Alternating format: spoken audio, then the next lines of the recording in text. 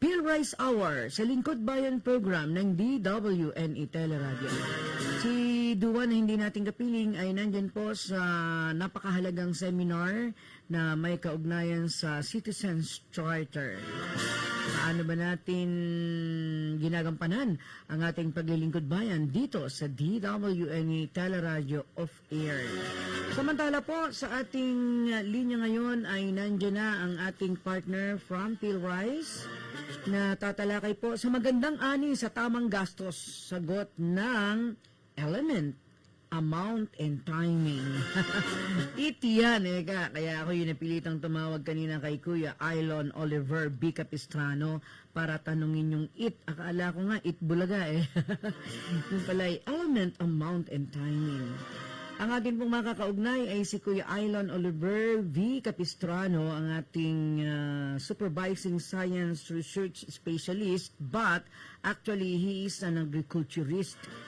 Yan po sa Agronomy, Soils and Plant Physiology Division ng PhilRice. Ang manong na napakadalas ko nang makausap pero hindi ko pa nakikita ng personal. No, ha?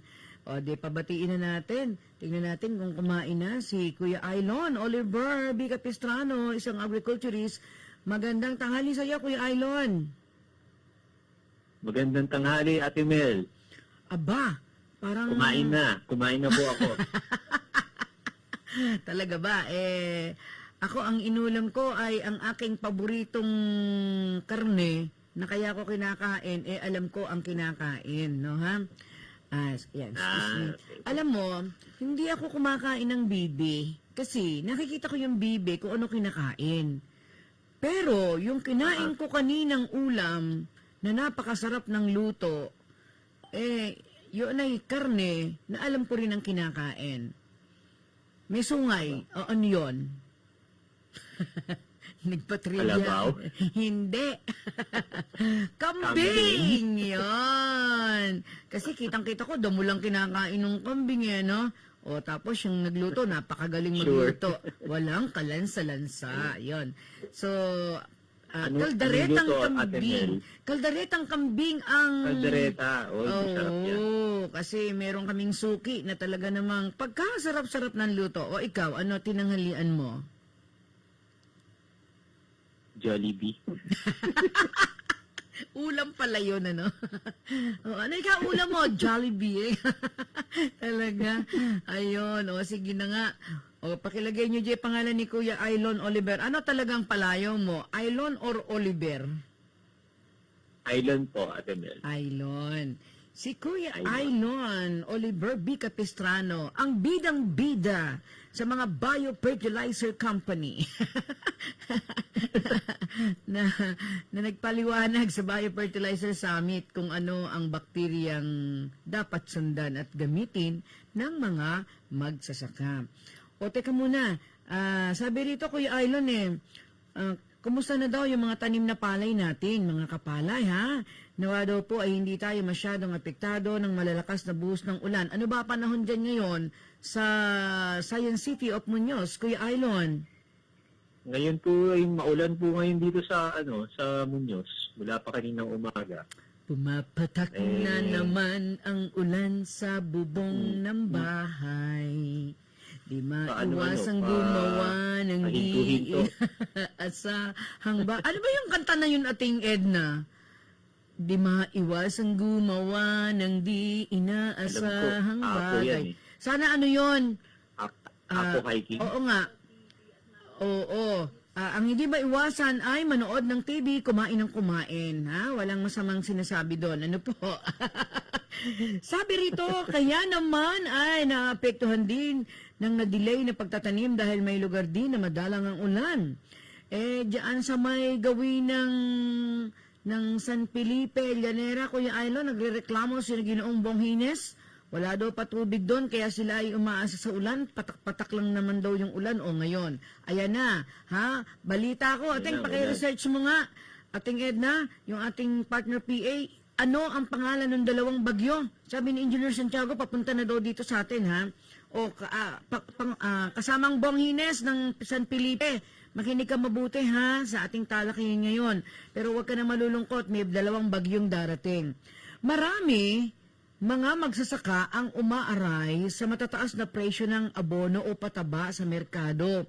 Pero tinitiis ito dahil mahalaga na mabigyan ng tamang sustansya ang ating palay, Kuya Aylon. Malaki ang naitutulong ng abono sa magandang pagbulas ng palay at pantay-pantay na pagbuo ng mga uhay. Kaya naman hindi ito isawalang bahala dapat.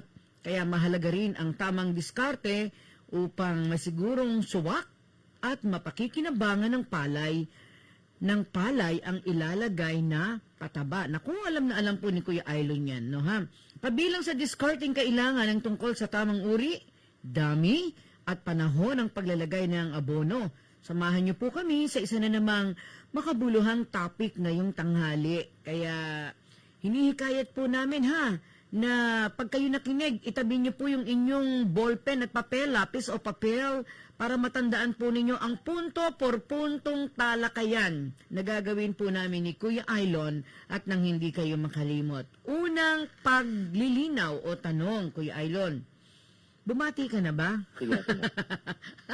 What? Bumati ka na ba ng mga nakikinig sa atin? Ha? Ay, hindi pa. Bumati ka Kaya, muna. Magandang tanghali. No? Magandang tanghali po sa inyo, Ate Mel, at sa inyong mga taga-pakinig ngayong oras na ito. Sana po ay kumain na rin kayo katulad ko. Ayun, oo.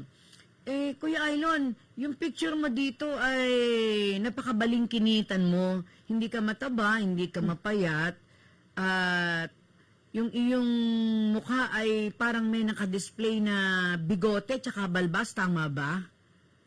Hindi mo pa ba inaalis yun? Nasa iyo pa ba yun?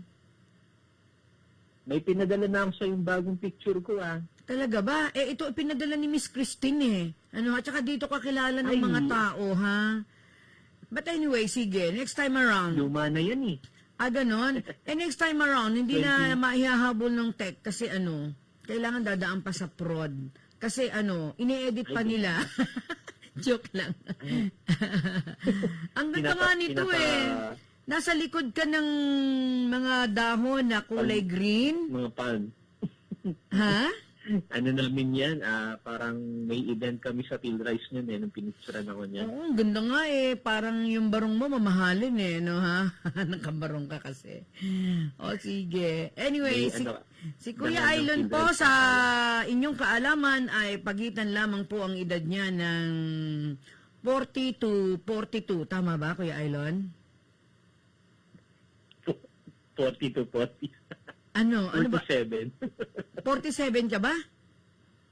Opo, 47 Ayun, po. mali pala ako. 47 pala ang ating guru ngayon ng ating mga Pero magsasaka. mukhang 42 lang. Hindi, mukhang 41 lang naman. Mamaya, mabibilog ko ni ulo mo, magdo-donate ka na ng blood mamaya, ha? O sige. Marami tayong pamamaraan sa pamamahala ng sustansya sa palay. Kuya Aylon, pwede bang pakipaliwanag kung ano itong mga tinatawag na right it? Ito yung tinanong ko sa iyo kanina. What is the meaning of it?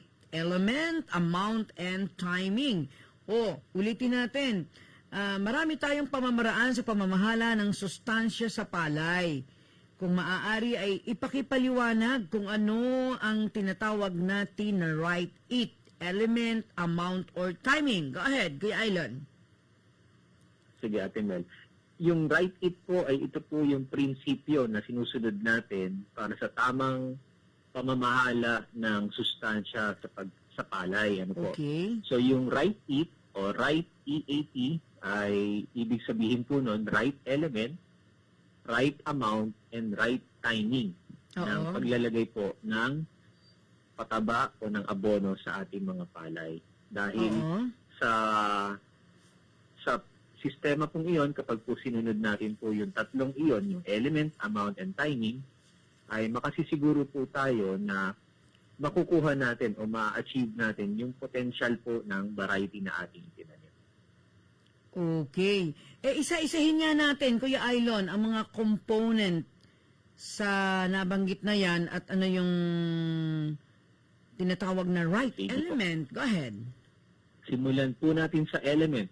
Okay. So, ang element po o yung sustansya, kinakailangan pong tama, no? Tama po yung sustansyang ibibigay natin sa ating palay. So, katulad po ng tao, may mga pangangailangan po tayo na sustansya, di ba?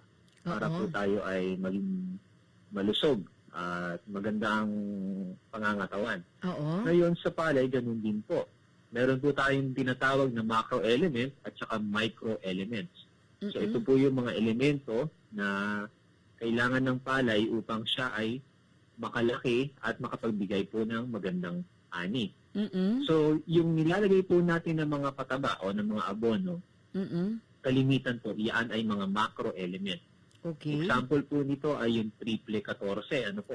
Oo. Kaya po natin tinatawag siyang triple 14 dahil meron siyang taglay na 3 klaseng elemento na ang concentration ay 14%. Ito po yung nitrogen, phosphorus at potassium. O Oo. nitroheno, posporo at saka potasyo.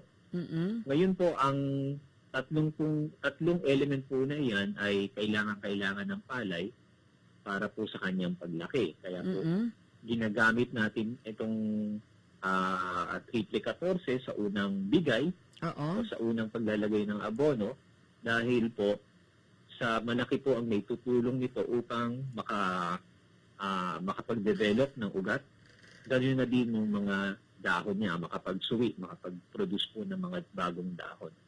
So, paano natin malalaman kung tama yung element na ating ibinibigay? Oo. Dapat po alam natin kung ano muna ang kayang ibigay ng ating lupa, ng ating palayan, ano? So, malalaman lamang natin yon kapag tayo ay gumawa ng pagsusuri ng ating lupa. So, maaari po tayo magpa-analyze ng soil sample sa mga laboratorio para malaman natin kung sapat pa o kulang yung mga elemento na kailangan po ng palay. Maaari din po tayong gumamit ng mga technology na ginawa ng field rice tulad po ng MOWET na kung saan yung magsasaka mismo ang makakagagamit para matukoy niya kung ano po yung kulang at sapat na elemento sa kanyang bukid. Yung mowet, yan yung ano, di ba? Sa mowet, yan yung pipicture na yung dahon ng palay? Ay, yun po yung ano na, yung sa application na. Okay. Pero yung mowet po na magtatanim po muna sila ng palay doon sa soil sample, Oo. yun po yung gagamitin na kit, diagnostic kit, ano po, para po malaman nila kung anong elemento ang sapat at anong elemento ang kulang sa kanilang mga lupa. Okay. So, yun po. So, kapag po nasuri na nila ang lupa, magkakaroon na po ngayon sila ng idea kung ano po ang dapat nilang fertilizer na ilagay. Kesa naman po, wala silang basihan kung bakit po naglalagay sila ng ganitong klaseng pataba. Oo. Mas mainam po na meron silang pagsusuring ginawa sa kanilang lupa para naman po hindi nasasayang yung pataba na kanilang ilalagay. Kasi kung meron na po palang nitrogen o kaya phosphorus na sapat sa kanilang bukid, ba't mo pa kailangan maglagay ng ganong karaming pataba, ano po, na nagtataglay rin ng parehas na elemento. So, yun po ang dapat nating gawin para right element po ang masunod Ako, natin. alam mo, dapat sa tinatalakay natin na yan, matandaan ng mga magsasaka natin, ano ha, wag na lang silang manatili dun sa kultura ng dating pagsasaka. Dapat adjusted din yung mga pag-iisip ha ng ating mga magsasaka. Maigi po talaga na magmo-monitor kayo palagi dito every Tuesday para makukuha niyo yung mga paliwanag na yan ng ating mga matatalinong agriculturist diyan po sa P-Rice. Next, paano naman natin isinasagawa yung right amount, Kuya Aylon? Ayan. Pagdating naman po sa right amount o tamang dami, so una nga po, nalaman na natin kung ano po yung kulang. Anong elemento po yung kulang. Ngayon naman po, ang challenge ay, gaano naman kadami ang dapat mong ilagay nung isang elemento na iyon na kulang nga. So, kapag ginamitan po natin ng mga analysis nga po, kunyari po, tayo ay nagpa-soil analysis sa laboratorio. Oo. yung mga nag-analyze po, pwede po nila mismo kayong bigyan ng rekomendasyon mula dun sa kanilang analysis o kaya ay idulog po sa mga technician yung resulta po ng analysis. Ngayon, mas madali naman po kung meron tayong mga diagnostic kit na nagagamitin katulad ng MOWET kit. Yung mismong MOWET kit, kapag na-identify na niya o nalaman na natin na meron siyang kakulangan, meron din siyang kaakibat na rekomendasyon. Kung gaano karaming pataba ang dapat niyang ilagay. Kunyari, kung kulang po ng nitroheno, magre-recommenda po ang MOWET kit na maglagay ng ganito karaming urea para sa isang hektarya. So, yun po ang magiging guide o guide ng ating mga magsasaka kung gaano po karami ang dapat nilang ilagay. Ngayon, yung MOWET, MOWET Act, ganun din po ang mga prinsipyo na sinusunod ng ating mga technology na ito. Naka-angkla rin po ito doon sa right eat na principle. So, masusunod po yung dami na kailangan ng palay base po doon sa nakitang kakulangan ng isang particular na nutrient o ng elemento. Nakakatawa, magkakaugnay element, tapos yung right amount, o ngayon, yung medyo pinoproblema ng ating mga magsasaka, yung tungkol naman sa right timing, ano ang mairirekomenda mo dito, Kuya Aylon? Ayan, timing. Napakahalaga po ng timing. Kahit sa bagay, mahalaga po ang timing. At saka siguro, bago mo talakayin yan, bago mo talakayin yan, siguro dapat yung mga magsasaka natin, huwag tinatamad magsulat sa isang listahan, sa isang notebook. Maglaan ng isang notebook talaga para yung lahat nung ginagawa niya sa pagtatanim, detalyado at saka hindi sinama mali. May record, ha? Opo, tama po yun. Yun po ang isa sa pinakamabisang paraan upang masundan niya yung kanyang practices, yung kanyang ginagawa sa bukid, at makita niya kung saan siya dapat mag-improve ang kanyang mga pamamahala. May magsasaka kasi tayo na ayaw pang bitawan yung dating kultura kasi sabing ganun kailan ka ba nagsabog ng huling pataba? Kasi malaki buwan noon Hindi ba? Kuya Aylon, bilog yung buwan noon aki magano. Hahanapin niya yun sa kalendaryo kung kailan yung bilog na buwan. Naku, manaka-naka, sumusobra, kaya kumukulang, di ba? Yung petsa. Magtala na lang po, yun ang pinakamadali, no ha? Okay? Ano yung... So, yung right timing right po. Timing, yes. Right timing. Opo. Katulad po ng, ng tao, kailangan po natin ng sustansya, hindi po ba? Kaya sa palay po, habang lumalaki po ang ating palay, dapat nasusustentahan din natin siya ng tamang sustansya habang siya ay lumalaki.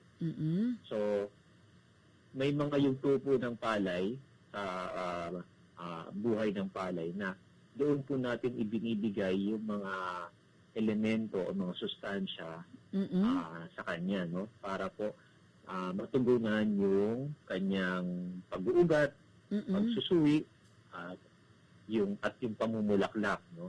So yun po yung mga importanteng yugto ng palay na kung saan nangangailangan din siya ng sapat na dami ng sustansya. Hindi nga po ba, nagbibigay tayo ng triple 14 sa unang application.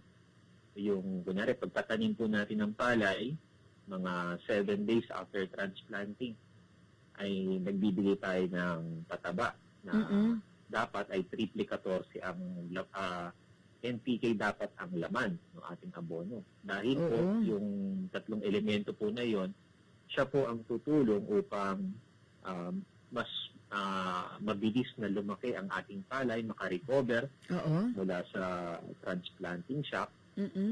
So, dapat po maibigay sa kanya yung tatlong elemento na yon. Pagdating naman po ng panahon ng pagsusuwi, kung saan dumadami na po yung kanyang mga pillars, yung dahon, kung kapal na po yung puno, ang dapat naman po natin ibigay dyan ay abono na nagtataglay po ng nitroheno para po masustentuhan yung kanyang pangangailangan sa nitrogen. Dahil nga po, habang nagsusuwi, habang nagpo-produce po siya ng mga dahon, kinakailangan din pong sapat ang kanyang nitroheno dahil ang nitroheno ho ay component po ng chlorophyll o siya po yung nagbibigay ng berdeng kulay sa palay. At yung Oo. chlorophyll po na yon Mm-mm. ay ang responsableng parte ng dahon na kung saan Mm-mm. doon nangyayari yung photosynthesis o yung paggawa ng pagkain ng palay. So Mm-mm. yun, napakahalaga po nun. Ngayon, Ayun. pagdating naman po ng pagbubuntis, Oo. ayan po, kailangan naman po niyang matugunan yung sustansya para po maglabas o mag-develop ng uhay para po sa reproductive stage ay maganda-ganda po ang dami ng ating butil at maganda po yung bigat ng ating mga butil. So naglalagay po tayo ng potassium sa Oo. panahon Sa po ng makatwid, pagbubuntis. Kuya Aylon, ano Tama na, ha? okay.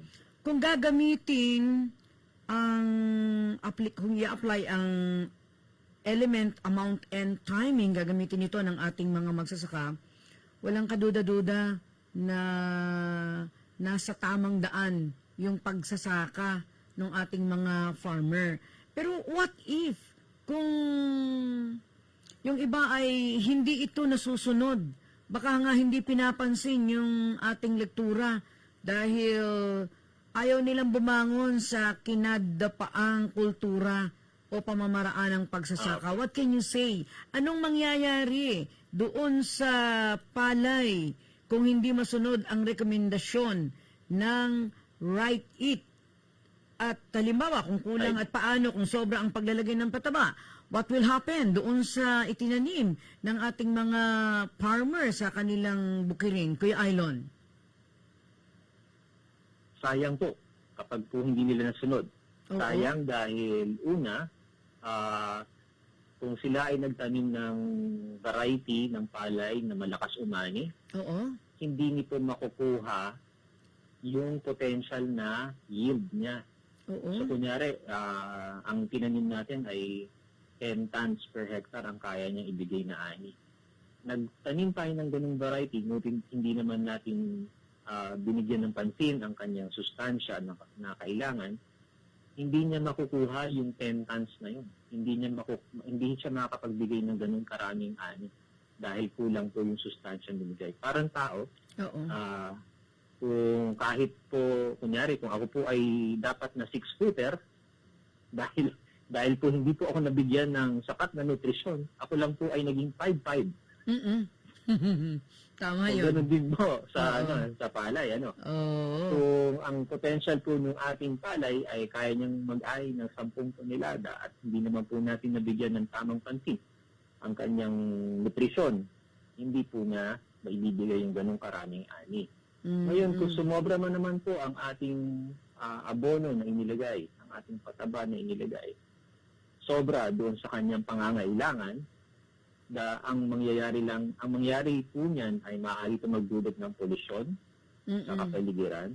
Ngayon, kung nitrogen po ang sumobra sa ating palayan, kung nitrogen na fertilizer ang sobrang nailalagay, lalambot po ang ating mga puno ng palay, masyadong magiging berde, na kung saan ito ay magiging attractive sa mga peste at sakit. So kapag ang ating palay po ay masyadong berde at malambot ang kanyang katawan, ay lapitin po ito ng sakit at peste. Bukod po doon, kapag humangin ng malakas, ay madali pong dadapa ang ating palay. So yun naman po ang epekto kapag po sobra ang ating nailagay na nitroheno sa ating mga palay. So sayang din. Masasayang din po. Ayun. Ngayon, kung hindi nga po nasunod, kung hindi po natin nasunod yung right hit, sayang po talaga ang ating investment na ginagawa sa ating pagpapalay. Dahil maaari maglalagay tayo ng pataba, ng elemento, na hindi naman kailangan ng palay. Oo. At least, may mga lekturang ganito. Bago ko itanong yung iba, ito nga muna unahin natin. Para lalong masyahan yung ating mga nakikinig. Baligtarin natin yung tanong. Yung kanina sabi ko, kung hindi ginamitan ng Right It, what will happen? Ayan, sayang po sayang na sayang yung sabi ni Kuya Aylon. Ngayon, kung ginamitan ng Right It, talaga ba na gaganda yung mga tanim na palay ng ating mga magsasaka, Kuya Aylon? Ay, mas malaki po ang tsansa na makukuha natin yung magandang ani dahil po Oo. nakuha niya yung sustansyang kailangan niya. Ang kinakailangan na lang pong sumabay doon sa kombinasyon na iyon ay dapat maganda rin po ang panahon at sapat din po ang ating tubig sa ating palayan. Oo. So yun po, kapag maganda po ang panahon, tama po yung sustansya nating naibigay at hindi po natuyuan ng tubig ang ating bukid, sigurado po ako na mas maganda po ang makukuha ninyong ani. Sa ngayon ba, Kuya Aylon, sa iyong opinion, obserbasyon, karanasan, bilang ikaw yung spokesperson ng paggamit ng Right Eat, marami na ba ang sumusunod sa pamamaraan na yan ng mga farmer natin? Yung Right Eat po na principle ay madalas po nating ibinabahagi yan sa ating mga lectures dito sa PhilRice, pati na din dun sa mga trainers po na nag-undergo ng training dito sa PhilRice. Mga technicians po usually natuturuan po yan ng Right Eat at naibabahagi rin naman po yan sa kanilang mga magsasaka. Ano po. Ngayon, bukod po doon, yung ating po mga technology na na-develop din sa PhilRice, tulad po ng Mowet app, ganun din po yung RCM o yung Rice Crop Manager. Lahat po yan ay nakaangkla o nakabase sa Right Eat principle.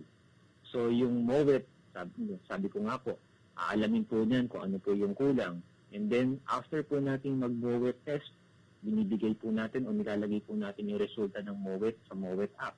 Yung Mowet app po ang magbibigay ng rekomendasyon kung gaano karami pataba, anong klaseng pataba, at kung kailan niya dapat ilagay yung pataba sa kanyang palay. So, lahat po ng mga technology po natin ay nakabase po sa principle po ng Right Eat.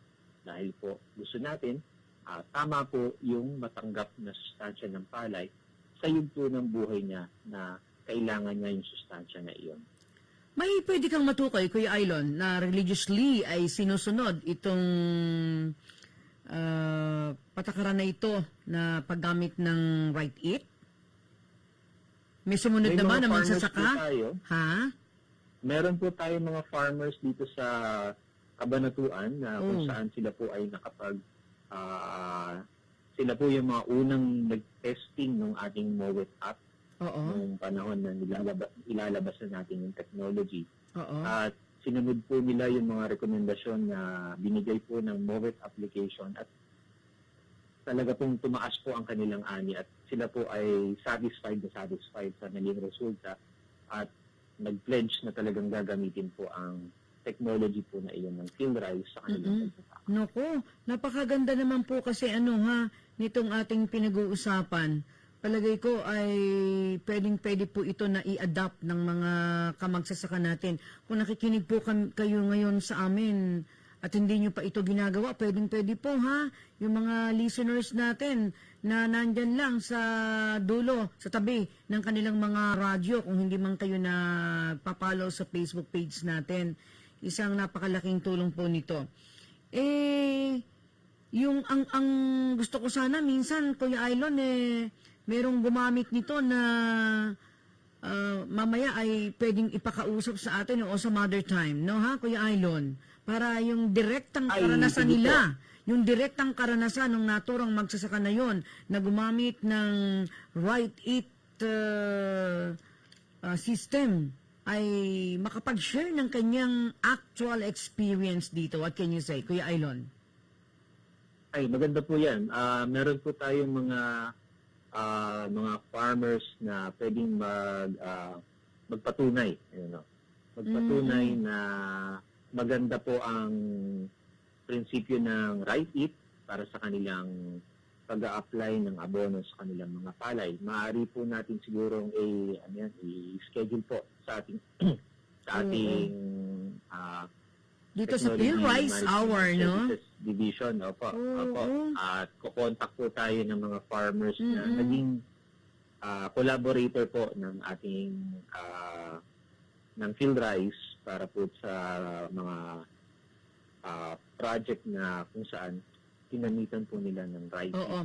Yung Ano, kanilang uugnay ako mga kay Miss Christine Nicolas. Ire-request ko yung mga bagay na ito para hindi lang tayong dalawa Apo. nag-uusap, kundi mismong yung mga farmer user natin ng sistemang ito.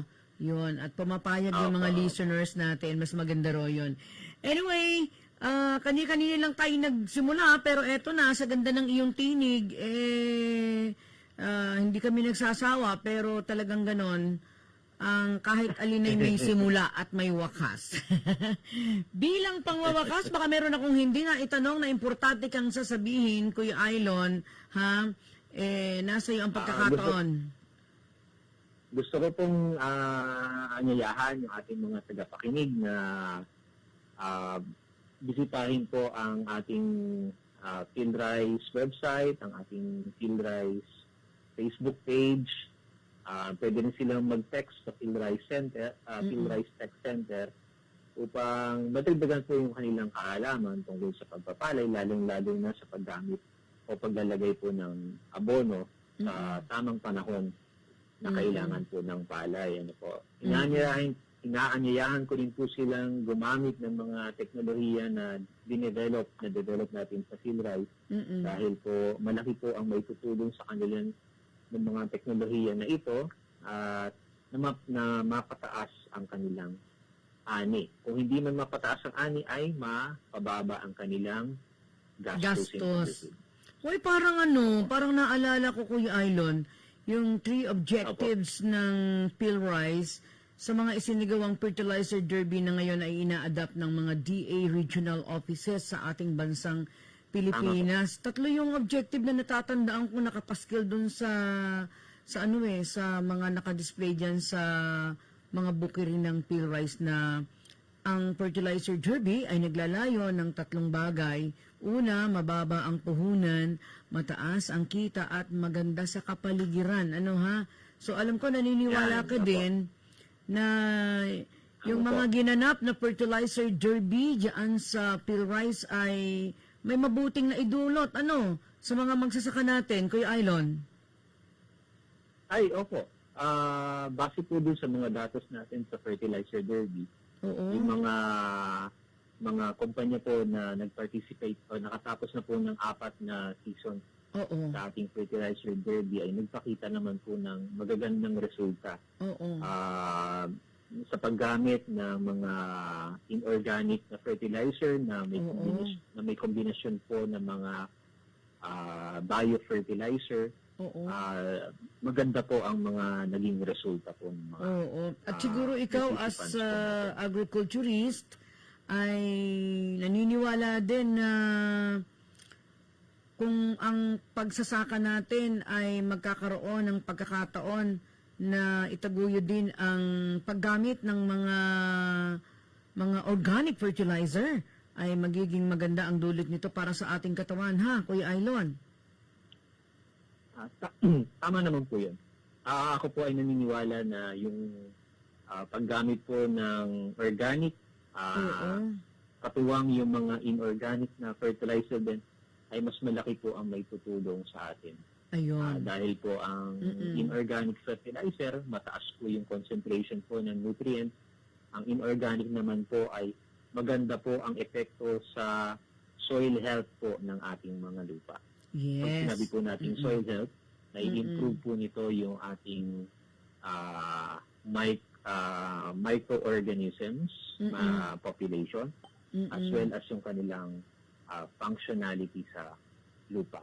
Ayun. So, yun po ay mga magkatuwang na nakakatulong sa ating lupa para mas mapakinabangan po ng ating mga halaman yung mga inilalagay natin na mga pataba sa lupa at ganoon na din sa halaman.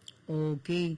Mga kaibigan, baka po may mga nabiting kayo na talakayin namin o katanungan na hindi po namin natalakay. Pwede kayong mag-text o tumawag sa PhilRise Tech Center bilang 0917-111-7423. 0917-111-7423. at maaari daw pong i-like at i-follow ang Rise Matters sa Facebook page ng PhilRise.